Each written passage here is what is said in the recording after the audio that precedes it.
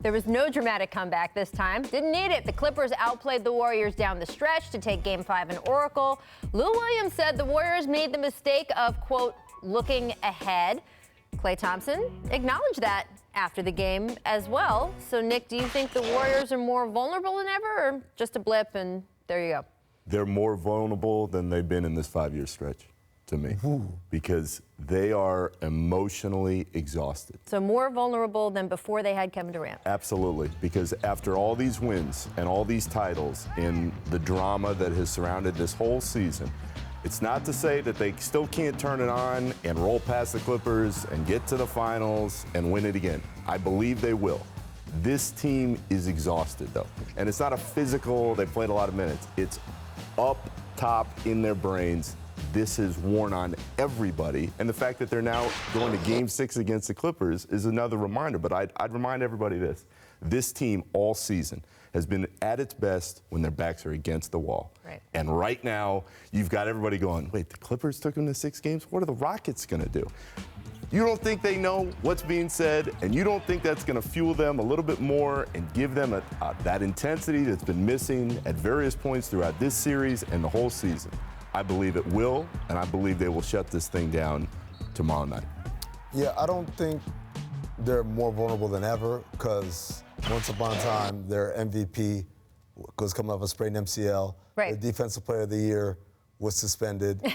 Their lottery pick shot 1 for $6 million. The playoffs on wide before open that, threes. they will tell you themselves the first year this group won the title. If Kyrie Irving and Kevin Love hadn't been hurt in those NBA Finals, things might have been different too. So I would say they were more vulnerable there. I don't think this group, I got to tell you guys, I don't see them being that vulnerable. I'm with Nick that when it's really hard and when it really counts, I think their attention will be there. Again, they only have to win 16 times. Right. The fact that the most talented group of basketball players possibly ever assembled can win 16 times. And by the way, they've already won 3 times, so now we're just down to 13. Well, I mean, I think the point that we're all making is that I'm not saying they can't lose. I'm just saying I would never use the word vulnerable. They're listless now because they're playing against a team they know has no business being on the floor with them, in the Clippers. But once it comes to, hey, guys, this is the team that everyone says is going to beat y'all and should have beat y'all last year, that's when they roll up this, kind of like last year, the first 3 games, like, oh, this is the best team in the league? Okay, let's see. Let's see two out of the first 3 games, they blew them out. They destroyed them. And then Andre Iguodala gets hurt, and then the Rockets start to make a push, and then they find themselves in the oblique moment of, oh, man, we better get to going or we're going home. And so the way they look here, I agree with all of you. They're going to look different next round, and they're going to look different in the conference finals when they're playing whoever. Right, and again, I'm not saying they can't lose. We could see another team holding up the trophy because that's how sports works. We all like that part of sports. But I would never use the word vulnerable for them now, even a little bit. I just wouldn't. You mentioned the oblique moment, though, and that's what I fear watching this team in the moment. Because there's been so many times this year where they thought, we'll get them again on Tuesday. Right. We'll get them again well, in the playoffs. extending series does possibly lead to injuries. And when you keep waiting to hit the button, at some point, when you go to hit the button, it's not going to be there. Yeah. And that you started to see that in this series. I still think they have too much talent. The key for them, though, guys, is I don't believe there's another team out there that has the talent, as we've seen in years past, to try and overwhelm them. I still believe it's the Warriors that are going to have to beat themselves rather than another team finding some way to get 4 games off them in a series. Yeah. All right, we got to switch to the Rockets because let's check Tim McMahon's Twitter feed, shall we?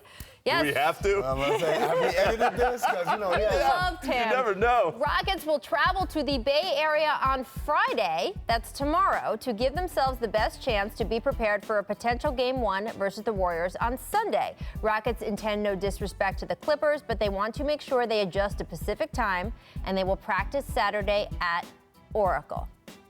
So I want to put in this note.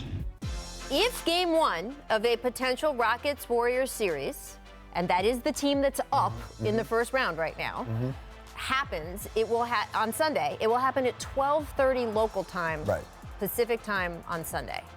So I have talked to members of the Rockets organization today as they were kind of working this out, and there was a little bit of a feeling of, we understand there might be people who react poorly to this and feel like we're not respecting them. We want to make it clear we respect the Clippers. We know this could go the other way.